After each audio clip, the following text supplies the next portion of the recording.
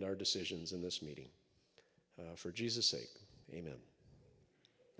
Well, the way the meeting is going to go is, let me remember. Tom's going to speak about the building proposals and specifics, answer any questions. A lot of that info is out, but in case some leftover things, and give a little bit more about the process. And then Dave is going to say how this has been processed with council, explain or answer any questions regarding the motions, and also why council is bringing this forward without any hesitation. So I just want to say I'm grateful for the whole process, and hope that as we get into the details of the building, we kind of keep the big frame of ministry effectiveness. I really think that's been what's driven this, and what to keep in mind as we think and plan going forward. So. Okay, as Tom gets ready, we're going to pass out the ballots now, so you have them in your hand. It'll be a paper ballot.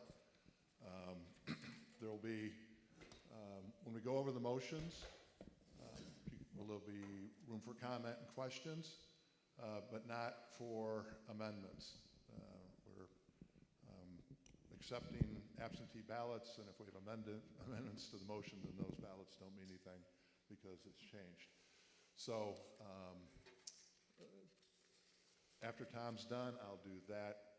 When we're done on the facility design project, Matt's going to give a very, very short update on where we are with the financials and next year's budget. And then we have one last piece of business that I'd ask you to stick around for as well. So we want to be efficient, but give enough time for clarity on the issues. Thank you. My name is Tom Hoffman. I've had the privilege of being a part of River Terrace Church for many, many years. I was born into the congregation in the 60s and then came back in my married and family life in the 80s and since. So this is a really wonderful opportunity for me to try to serve the church in this way. In 2019, the council decided that we should carefully consider our facility. It had been almost 25 years since we'd made any of the changes in that addition here, and more than 30 years, actually, that anything had happened in the sanctuary. So before just starting to replace things that were starting to wear out, the charge was given to a facility design team to try to think about ministry and the building's use in ministry. So to build our sense of community, be hospitable towards guests, be family-friendly, promote multi-generational worship, be accessible to people of all abilities, convey vitality to our congregation and relevance, and communicate the majesty and mystery of God, provide flexibility for multiple worship styles. So in 2020, it all got paused, as you might imagine, with COVID for about a year. But in the early 2021, we decided to get that going again. We selected an architectural firm to work with us, Elevate Design, and we went through a process of, it's called programming planning. So many of you may have been parts of either a survey, or ministry groups were brought into focus groups and so on. And then the congregation voted to allow there to be some money spent to do this, get this further planning going. We presented those ideas to the congregation in May of this year, and we decided to be able to get into the planning a little bit further, something called schematic design. And so now we're at this process that we are here of trying to decide whether to move forward. The schematic design is not something that you can go out to bid with. That would have to take place after this if the congregation votes to approve. But it did let us hone in a lot more on what costs would be. And so there are really 5 main parts that the facility design team wishes to identify as part of this. This has helped us conceptually. There's the sanctuary, the audiovisual and tech, and the seating. That's one portion of what we are proposing. A second is cafe area in the gathering space. There'd be serving, the office would be reconfigured. We would take a poorly used shower and turn it into a barrier-free family toilet, and we would get new furnishings in that area. The third area would be the exterior of the building to create a canopy here in the north entrance, update the look, make it more convenient for dropping off, and just change our style a little bit, better signage and so on. The fourth thing would be the site plan itself, which would be remilling and repaving the parking lot on this side of River Terrace, but also making some improvements there to the traffic flow and so on. And then finally, repairs that needed to happen quite quickly were identified. So let me go through those 5 different areas with you real quickly. Here's a rendering that was made in April, and I've put some X's and some pluses on it because we're too cheap to ask them to redesign this. We're trying to, no more design work. We think we can make decisions on this. But basically, here's what we're thinking for this sanctuary. It's time to get the cross back out again and get a screen away from the cross. So the idea here is to have sound permeable fabric that could be used for projecting where the current organ coverings are now on either side, and then purchase 2 projectors showing on either side of the cross. That would leave this area open. The thought is also to bring that all the way down, so no more emergency hymnal storage for the basses in the choir that you can't see. And this paneling would be replaced with it's an acoustic paneling with little beveled pieces. It's hard surface because we want to have good acoustic and live acoustic in the room here. The improved set of speakers. Currently, speakers are really there, and when acoustic measurements were done, there are definitely more dead places in this building when you're using the microphone, which is in more of the contemporary worship especially. And so improved speakers, and being able to distribute video that's happening in the service to different parts of the church. So either, I think there's plans for the family lounge or where maybe moms are taking or dads are taking young children, or out in the cafe. Interestingly enough, when we do that now, it's seconds apart. So if you are hearing this and watching it, it's not a distributed video. The next thing we're proposing is that there be an extension to the front here, a kind of curved section. Not huge, but I think it's about 5 to 6 feet forward, right at the center where the communion table is, and curved. This will lend itself to the other idea, which we have, is to begin to curve the seating a bit. Churches these days, I don't know any church that would be planned with straight ahead pews or seating anymore. The idea of being able to feel a little more communion by taking the seating on to a slant of some sort. It's not much because we're still a sloped floor, but we feel that we can do some of that. The other thing that the extension of the platform would do is allow us to use that space underneath what we're creating to keep taking more and more of the electronics and burying them and getting them underneath so that you have more of this clean look, less of the cords everywhere. We do, in this proposal, have updated lighting features. These lights would move to an LED lighting. The other kinds of lights along the side, what we decided we could not afford, and the choir may not be happy about this, was the Klieg lighting. The stage lighting was quite expensive, and we were not proposing that at this point. The reason I say the choir might want to have individual fundraising for that is it's hot.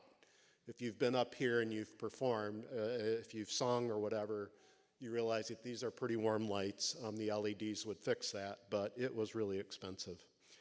The other thing that's being proposed in this area, in the sanctuary, is to replace the pews with seats. And some of the seat choices, and let's see, I kind of dropped off. There you see kind of what a fabric might look like that would be covering. There you get a closer sense of what that acoustic paneling would be that would replace behind here. And then you see where seating, if it's at a bit of an angle here, would look a bit like that. And the seats that are being proposed are, well, we don't have them in yet to look at a sample or so on, would be an individual seat that can be ganged together to feel quite a bit like a pew if you want to. And we are thinking that we would have a wooden back. One of the beauties of this sanctuary is it's quite live. It has good acoustic. And when the acoustic measurements were taken, they said, this is a great church for singing and organ. It's not bad for contemporary either, where you use more distributed sound through speakers and microphones. But we didn't want to lose the liveness of the place, and if you just add everything that's padded, we're trying to make sure we're sensitive to that. So these seats would be convenient because we could change if we wanted to. If we wanted to force people in the back not to be that far back, we just won't have seats back there. Or if there are some kinds of arrangements that we would like to do that are a little bit different, still very limited by the fact that the floor is sloped.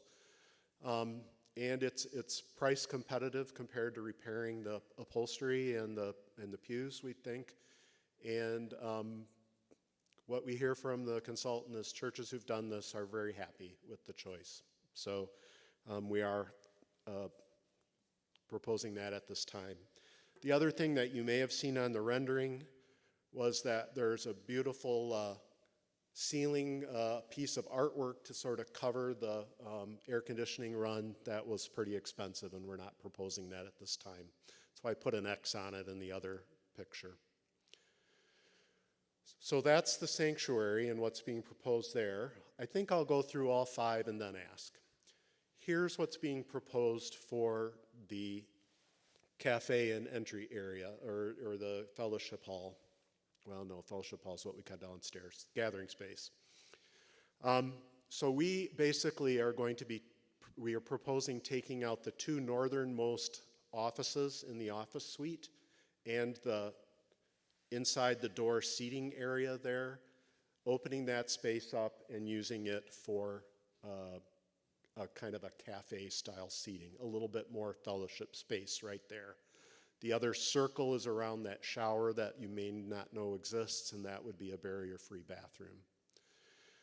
So here's a rendering. Again, we decided not to change and add that feature where the welcome center is now, thus the X's, but you get a feel for opening up that space so that when you're entering the church from the north side, there's most of that wall right there is gone, about at least half of it, and the other half has sort of glass above a certain area so that it feels open to the center space.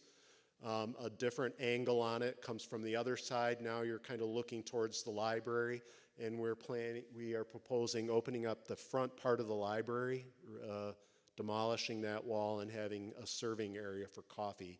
So again, really trying to open that space up, have that space be really good for fellowship and for being together. One of the things we heard kind of a lot about when we were doing the focus groups is that families wanted to make sure that it wasn't, we come to church and the kids go down and the adults stay up. There was a sense that we need spaces where we can have good community together. The gym sort of had played some of that role for us over the years, but I think there was a understanding that this could really be well used by ages, all sorts of ages. We would also then update the flooring in that space, and we would update the flooring in this space too when we did that. Just a detail that maybe you care about, maybe you don't. You know that we're a mix of carpeting and the vinyl underneath. We would do the same kind of thing, but we wouldn't carpet the center aisle so that we wouldn't be boxed in. We would have carpeting on the sides and the back. And then in this space. Now, did the animations, I put these in here, but I don't know if I can click on these. Can someone in the back? So those pictures will go live if someone can do it, and if we don't know how to do that, that's cool. I can show you some other time, but it kind of does one of these little spinny things, and I think I showed that to the congregation in May. Again, we said, don't do more of that. I'll let them think on that, and if they think they can pull it off, I don't think I asked them to be ready to do that. Okay. Now, part the third, exterior. We're proposing a canopy on the north side. So where we have that sort of orange pieces of metal we would take instead a canopy that would come out and allow there to be a covered area to drop off, kind of a little circle cover there. We've X'd through the canopy coming down the sidewalk and over the south one because that turned out to be rather expensive. Then we would also plan on updating the look of the front with some cladding that would go over top, that would match the entrance, probably over top of some of the brick areas, probably some form of a stain on the brick to enhance the look and the feature, and the orange would become more of this brown or taupey or gray color to update that site.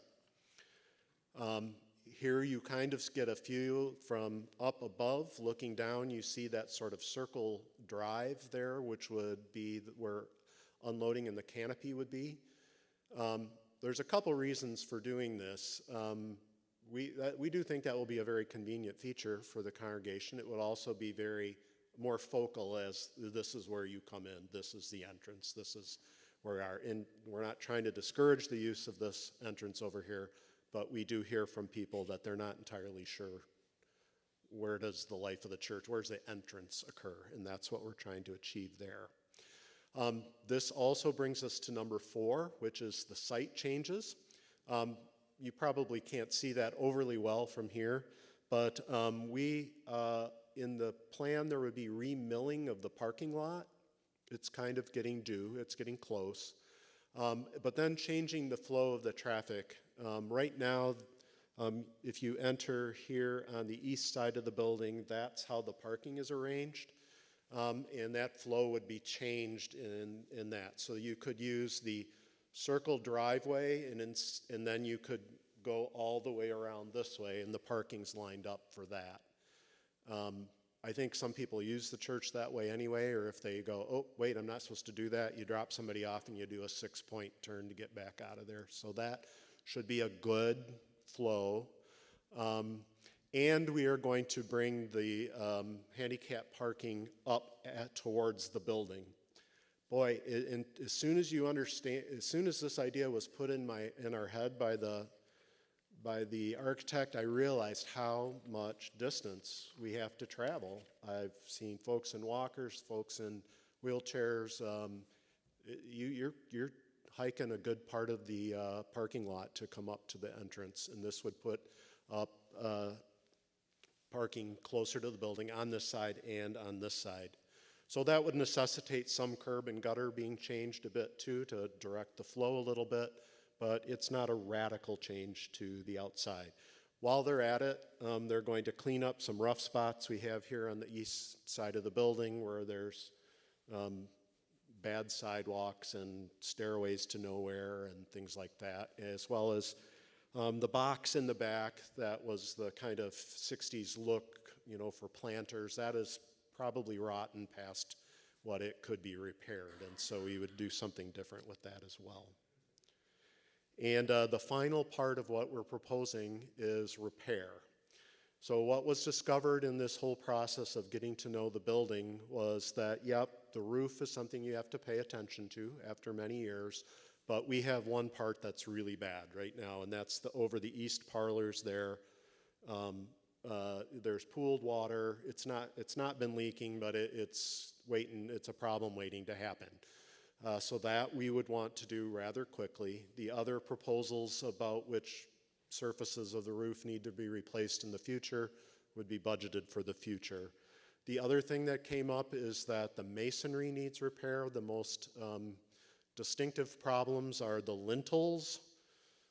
I didn't know most of this stuff beforehand, but they are rusting, which was probably the poor design and installation in 1997. Unfortunately, there isn't much for us to do now except to try to make sure it doesn't get worse. When metal rust, it's called rust jacking. It starts to crack the masonry around it. And to the naked eye like mine, it wasn't that big of a deal, but as people were looking at it, they said, really, don't wait too much longer on that. You really want to get at that and then repair masonry in general. So those are the 5 parts of the proposal, and these are the costs. Again, you're sitting quite a ways away from it, but everything we're talking about in here, and remember, we did conceptual planning and got a price at that point. Then you permitted us to spend some more money to go do schematic designing, so we are dialing in more. But then there would be design and construction drawings, which would dial it in even more and allow us to bid. But at this point, there's lots of contingency built in, and the best thought is that the things I've described in the sanctuary would be $461,000. Again, they've been giving us a low and a high, and these proposals split it in the middle. So $461,000 for all the changes here, $389,000 for the cafe furnishings, changing the offices and adding the serving area in the front of the library and the family toilet. The exterior changes to the canopy, the look is $183,000. The site changes to the paving and some curb cuts and to clean up some of the awkward parts of the site would be $242,000. And the repairs to the masonry and the immediate needs to the roof would be $189,000. Thus, we're proposing a total project value of $1,464,000. And this might be a time for me to take questions. I think we're going to wait for the questions until we Okay. have a motion on the floor. Oh, that makes sense. Then they'll have, folks will have not only the design information, but also the financing information to ask questions on. So if you have questions, That makes sense. write them down, hold them, and assuming there's a second to the motion, there'll be time to discuss those then. All right. Thank you. Oh, clicker. All right, so I want to give you some context on the motions. The Council of River Terrace Church moves to approve and proceed with the plans submitted by the facility design team, supported by the RTC Council. In addition, the RTC Council, in cooperation with the facility design team, has approval to reduce the scope of the plan if necessary to stay within funding limits. So that's not Plan A to reduce, but Council is asking for approval of it, but also with the understanding that if fundraising doesn't go or bids come in higher than we think, that we may have to reduce some of that scope. That's the reason for the wording that way. Second motion is going to be the Council of River Terrace Church moves to approve the designation of up to $398,400 from the Budget Reserve Fund to help finance the facility project. So the Budget Reserve Fund is something that started in 2019. And Council then, if we had a operating budget surplus at the end of the year, rather than just throwing that into the next year into the general fund, if at least 2 months of cash on hand remained, we could take the remainder and put it in an account, so it's no longer in the general fund, and then we could do something with that money sometime later on.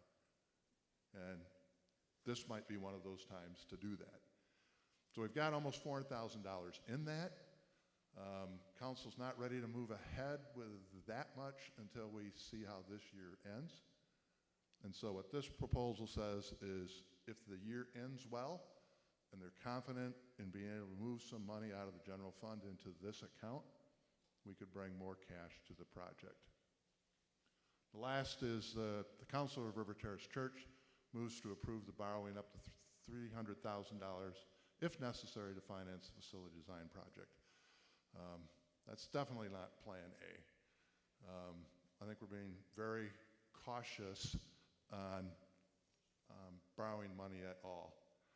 But the reality is that maybe we have to get this done. So in the information that we sent out for a frame of reference, $300,000 over 20 years is like $2,000 a month, a little less than $2,000 a month. That's the debt service. So we prefer not to have debt service, but if we did, we're not talking 10 grand a month or 5 grand a month. We're talking $2,000 a month of debt service to support it. You went backwards, I think. I did. All right, so this is just an overview. Current target for fundraising is 650. More than that would be great.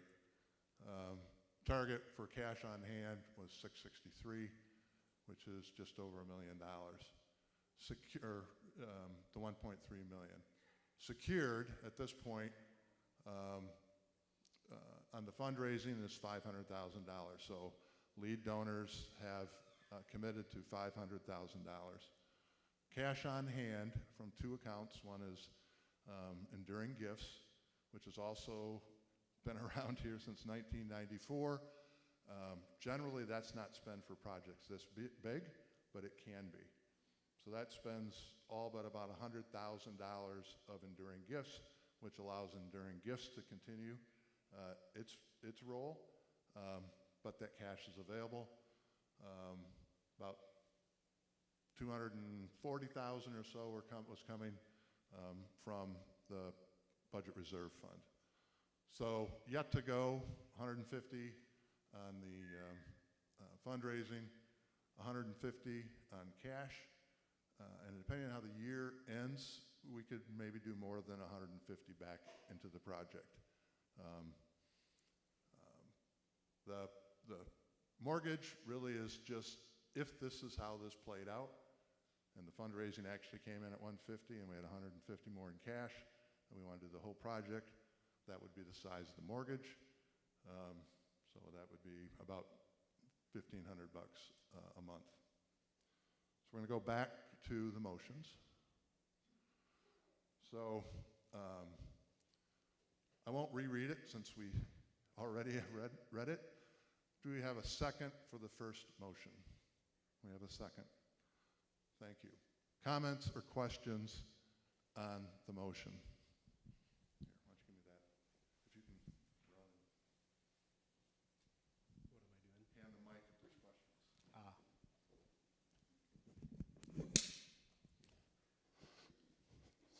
None is fine too. Walking fast. Okay. Got a question in the back.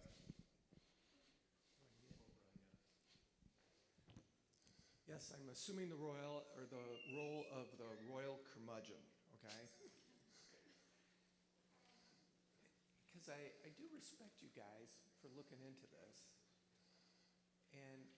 But the thing is, if you look around it, our church population is diminishing, the denomination is diminishing. Sorry. And so, in a time when churches are going empty, you got to ask yourself, what's the mission of our church? If you build it, do you really believe they're going to come? And how are you going to support this in the long run? Just because you have an influx of cash right now, wouldn't that cash be better served to maintain the services that we're doing rather than to aggrandize our place of worship? It's just a building. And, what is the mission of the church? Is this money that we should be using in other ways rather than enhancing the facilities of our club? So anyways, the other thing that I thought about is why not make it a line item? you basically, these three motions are linked together. No one motion can stand on its own. So if you support one, you have to support them all, otherwise it doesn't work. So anyways, as a fiscal conservative, I have lots of questions. Like, what are you going to do in the transition? You're ripping everything out. Right now, you look at who's here. We're not filling this place. We're all going to huddle in the gym while we rip the rest of it apart. So you got to invest in your infrastructure, but I question the vision of how we're going forward. Thank you. I don't know if that's a question I can answer or not. Timing, we understand, is unique, but it's also unique in the sense that we do have this cash and we do have early donors to the project. And if we're going to do it, if it's something that the congregation wants to do, we think it can get done with little or no increase to the current budget. What next month brings, or next year brings, or the year after that brings, you know, I don't know. Yes, go ahead. Where I missed it. Right here, right behind you. You're looking, no? Okay. Okay, this is much more specific. Those chairs you're talking about in lieu of the pews. I can live with that as long as the bottom of those chairs are padded. Okay. Yes, the chairs would be padded on the bottom, padded at the back, not padded on the back side. They also would allow book racks underneath, so it's not a proposal to get rid of hymn books or Bibles. I don't think it's very easy to have communion cup holders in them, so that might need to be problem solved. They also would have a certain number of them with arms, so that there would be convenience for people who need to push up in order to get up. So the model of chair that we are taking recommendation on right now, the church with the flags, Mount Hope Assemblies, recently did a review or a redo in their sanctuary, and that's the chair with a wooden back to try to keep the hymn sing flow sound moving. Because I've also been in churches where they've added all the padding and then the room goes really dull. And we're trying to avoid that. It was a very good question. Hi, my name is Bobby Wilson. I've been with this church for basically my whole life. My question is, how long would this whole process take, and what would you start with? Yeah, I think we're not entirely sure what that was. The first slide I put out there said that if this approves, the rest of the year and probably into January would get the next specificity of design. And then we would so we would have one more time to pull the plug, I guess, if something changes in our world. But it would be expected that then we would sign a contract, and the earlier we can get bids out, the more likely we are to get lots of bids, because if we wait too long, people will be busy. So the thought was to hopefully get at least started in the summer and fall. I don't know if we have exact timing about how long these things would take. We could ask for some more of that, but I don't think we're talking about, months and months and months of no access to this room, for example. Any other questions, comments? Simon and Joan does as well. Okay. Let's get Joan and we'll get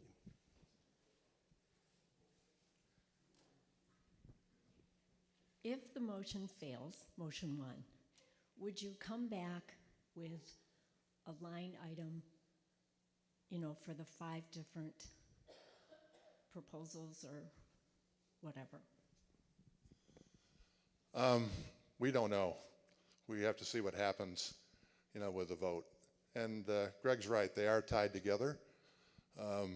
But we thought it was a really clumsy, too much information in one motion to do it in one. So that's why we went there. That's a possibility, absolutely. So there's a risk with an up and down, and that's a risk with an up and down vote. Yeah, Simon. Just a couple of comments on the sanctuary. So yesterday, Gloria and I were in a memorial service, small church on South MLK, Bread House Ministries, and they have those chairs in there. Now it was small, it was crowded, but I've noticed on the edges, from what I could see on my left anyway, people had a tendency to just kind of move them where they wanted. Okay. You know, it's just, you know, that's just aware. And the other thing I noticed, I'm somewhat of a traditionalist. On the renderings on the front, when you curve it way out, to me, Reformed worship, 3 important aspects that have to be visual. And that's the baptismal fount, communion table, and to me, a pulpit which represents preaching of the word. I did not see that up there. And I know a lot of people, it doesn't matter anymore, but Yeah, I don't think the kinda- design precludes it, but you're right. They kind of just showed it as a platform, didn't they, in that rendering? So I think we're increasing our space actually in the front. So if the congregation feels it's important to be able to continue to see the sacraments, and I don't know if we've had a pulpit for a while now. well, I know it. Yeah. I think we could accommodate that. Yeah, in terms of whether or not we can afford this. Up to your Like this? Okay, good. You know, I think we ought to hear from Matt as to what our budget was for the last 2020, 2021. I think we were positive each of those 2 years. So in terms of attendance and so on, you know, I think we're positive in those 2 years. So I think going forward now, we have more attendance coming back, but I think we ought to hear, can we afford this thing in terms of... Oh, okay. Just in terms of whether we can afford it going forward, in terms of declining membership and so on, I think we'll hear from Matt to where have we been for the budget for 2020 and 2021. I think we're positive in both of those years. So I think we can look at those numbers to see whether or not we can afford this. Yeah, and Matt will be addressing this coming budget and where we're at this year as soon as we get to him. Any other questions or? There we go. Right here. I just wanted to mention that there are a lot of items included in this remodel that will have to be done anyway. It's not a lot of extras. I mean, that organ screen up there has holes in it. There are pews with holes in it. So the carpet, I think this green is original from '69. So anyway, it's time to do a lot of those things so that when you know you're going to have to do those anyway, then this is the opportunity to do a few more things that would make it more updated, I guess. Okay. Any other questions or comments? None, we'll go to the second motion. Here we're asking you to approve, obviously to Joan's point, if we don't have a project, this is a moot question, but to spend up to that $389,400 if it's available and it meets the safeguards that we have for cash on hand within the general fund. So any questions on that particular element of the financing? Has it been supported yet? Oh, it's now supported. So pretend it was supported before I told you that. Any questions or comments on that motion?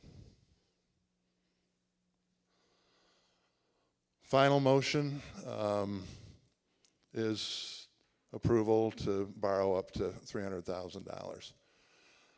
If we were to do that, it would most likely be with an organization within the denomination that has monies available to lend out at less than the going rates, interest rates. That won't be the only place that we would look. That'd be kind of the first place we look. When I talked to them, they're looking for business, so I think maybe we're in a leverage position if we had to do this with them. So on the one hand, it's a big number. On the other hand, it's really a fairly small debt load, assuming that the giving matches the need, which it has here year after year. Questions or comments on this motion? Do I have a second? All right. I'm coming over here. Okay. So a couple questions. How does 2 and 3 tie together? I know you said the maximum on 2 was 398.4. So what was the trigger on how much of that you're spending? Because obviously then the rest, or potentially the rest, could be dumped into the loan.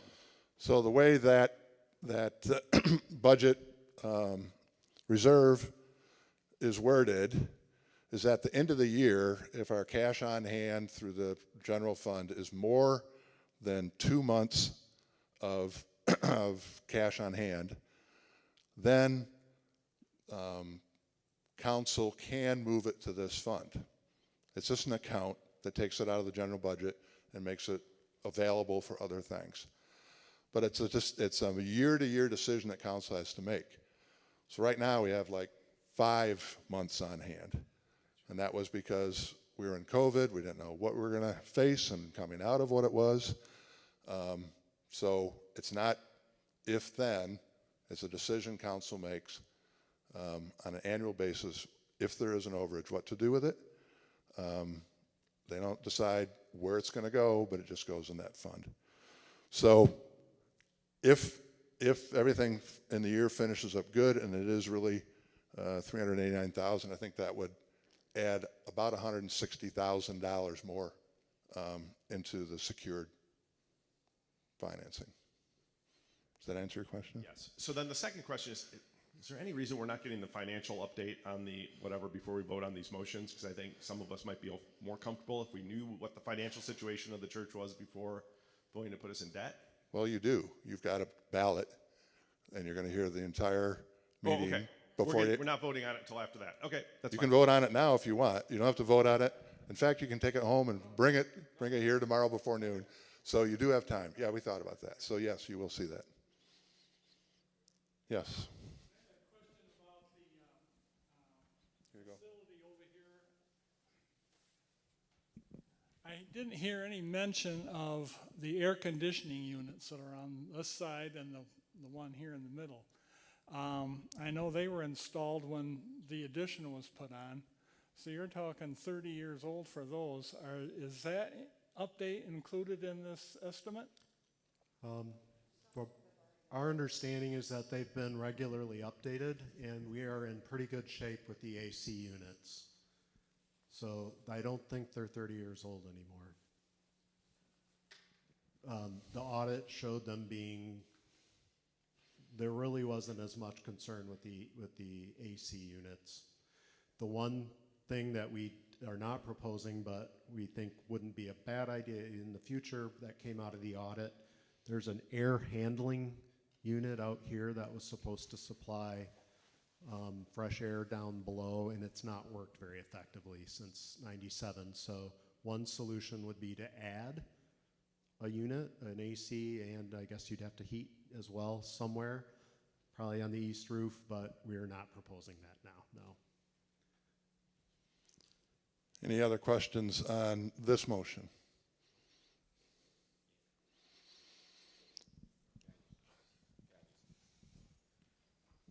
Just to the point there, Tom, with the Elevate Design Studio Group, they actually did an audit on everything. So, for instance, they basically looked at the whole building and said, "Hey, what do we need to work? You know, what are future coming. So when I get a little bit more into the details of the budget, you know, I think one of them was the boiler was one of the things that was down the road. Yeah, 5 to 8 years. Yeah, down the road. The roofing, which is part of this project, was also involved in it. So we had a group really take a look at all of the things that this building might face, because we wanted to make certain that we didn't make any type of commitment and then all of a sudden realize, oh boy, we needed to fix this, and all of a sudden be in a big hole. So just wanted to reiterate that that was one of the things that we did. You're up.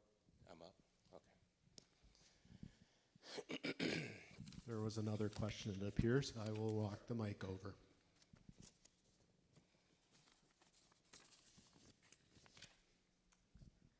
I just had a quick question on, like, I guess there, like, the relationship between 1 and 3 a little bit. The last part of 1 says, council has approval to reduce the scope of plan if necessary to stay within funding limits. I was wondering, like, the priority between that and 3, like, would council be looking to reduce the scope before borrowing money, or borrowing before trying to reduce scope? That's a really good question. It's the latter. So if it was approved and we needed the 300,000 to get it to the 1464, then we would use it. Don't know 3 months from now exactly what the prices are going to be, or what the fundraising is going to be. So this would allow us to, working with the committee, make some decisions about deducts if we had to do that. Okay, good question. And we did get started on that in our committee, and what would be, are there any blocks of things that if this had to be reduced, what would they be? There's a variety of things that we could do. That's why we didn't try to go into that today. Anything else on the third motion? Okay, Matt's starting to feel bad that we're not giving him time, so.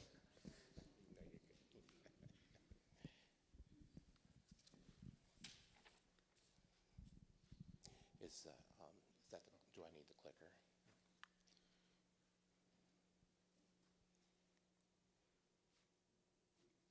Oh, wrong way.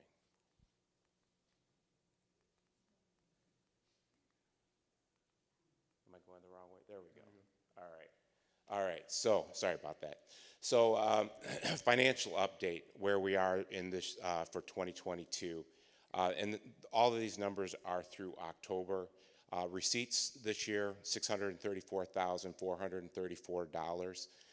In terms of expenses, we're at $609,316. And I think just to kind of let everybody know where we were last year at this time, last year we were, from receipts, we were $647,809. So we were a little bit ahead. We're a little bit behind this year. But our expenses were $709,514. Last year, we were at a minus $61,000 from a cash flow.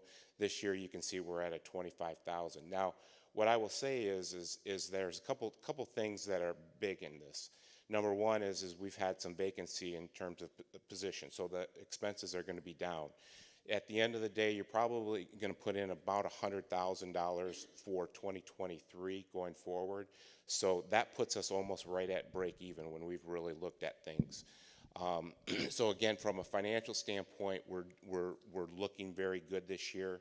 But again, we're very cognizant of the fact that our expenses will go up. Salaries and benefits, we'll see a decrease in that, and I'll touch on that in a little bit here. Another thing for everybody just to know is November and December historically has always been big months in terms of giving. Last year we had $280,000 that was given between November and December. So again, and historically that's how it's always been at River Terrace, where November, December have been big months.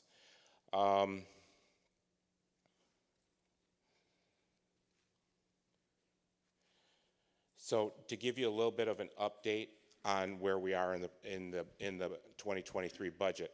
So with everything going on with the building design, we're a little bit behind. Maybe not necessarily where we want to be, but we're still right in striking distance of where we're going to be. So ministry has given us the budgets. We've taken a look at everything, And based on where we're at right now, we're kind of waiting for today, and then what we're going to be doing is we'll have our council meeting in December where we'll be looking at it, making the final vote, and then we'll go through the January approval where we give it at the congregation meeting.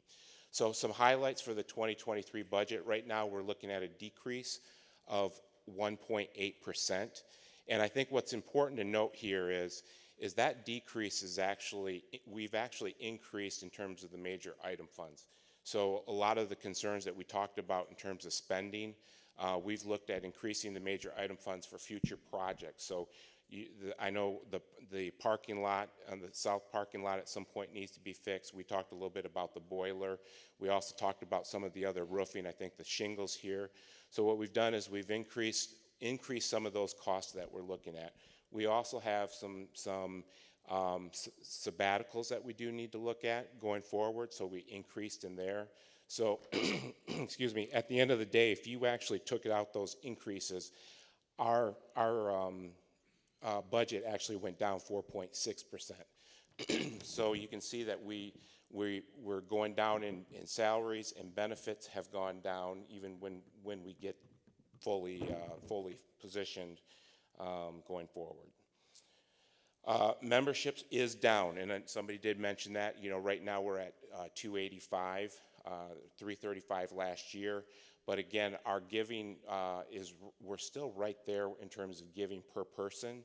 So, you know, we've done a study and taken a look at you know, how much of an impact that has been, and it has not been a big impact from 2021 through 2022.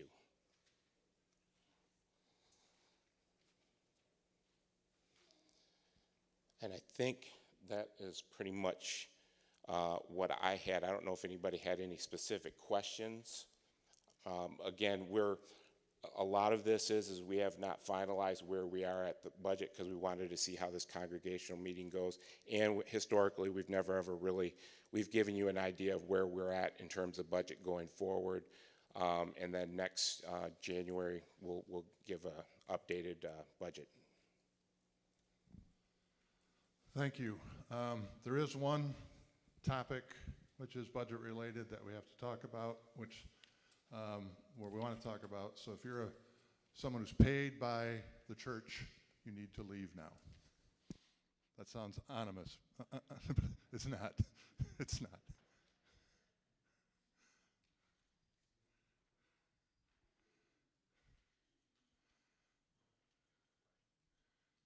Yeah. Okay.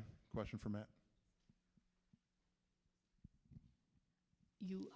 I hear the deacons or Dave talk about the 2 months of the budget reserve.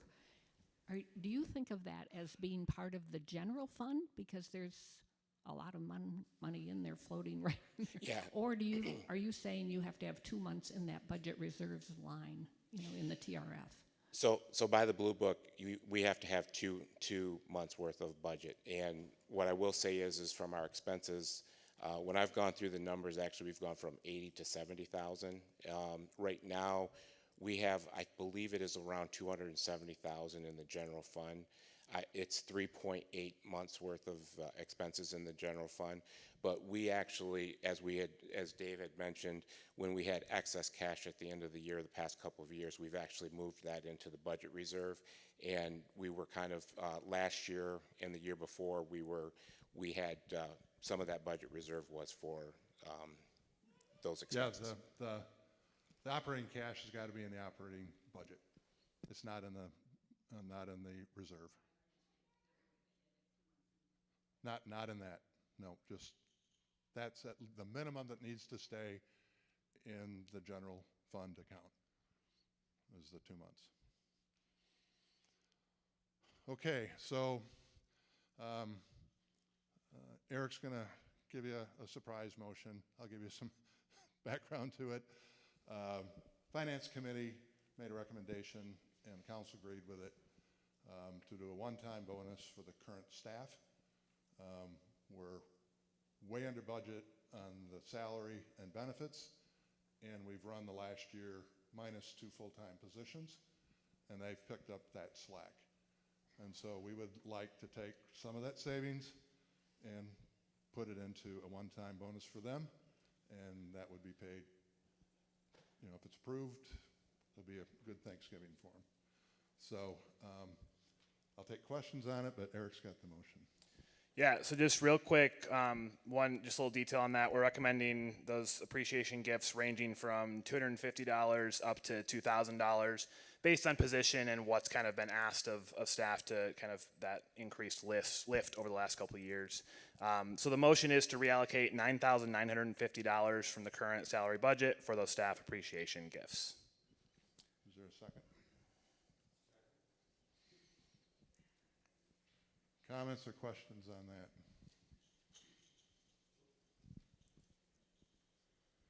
So does that take away any next year's raises, or is this just for this year? Okay. Just for this year. Yep. Yeah, it's one time under what we think are unique circumstances, and we're in a position to do it. It's a good message to send that group. Any other questions?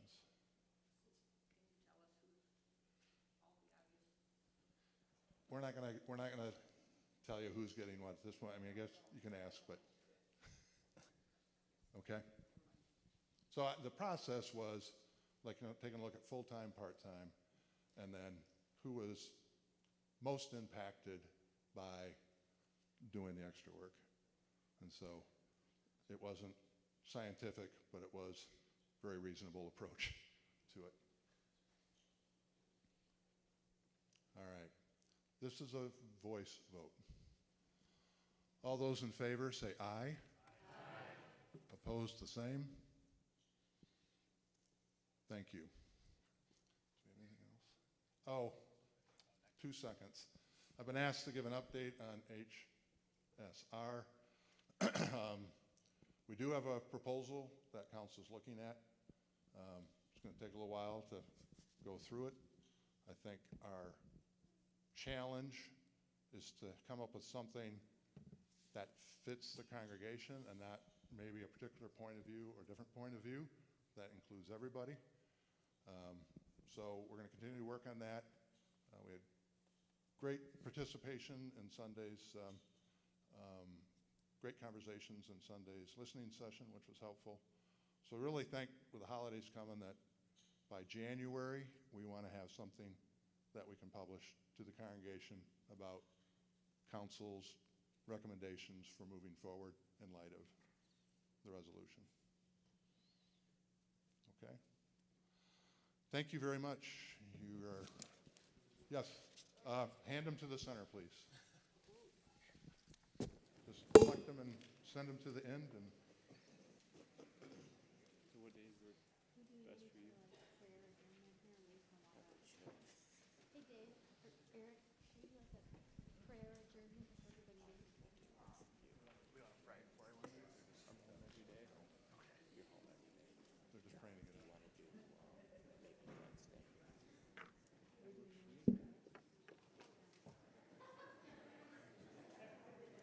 I just want to know when my job is going to take me. Meeting adjourned. Would Wednesday afternoon. Oh,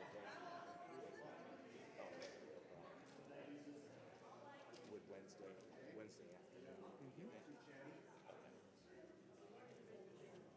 Like 2 o'clock?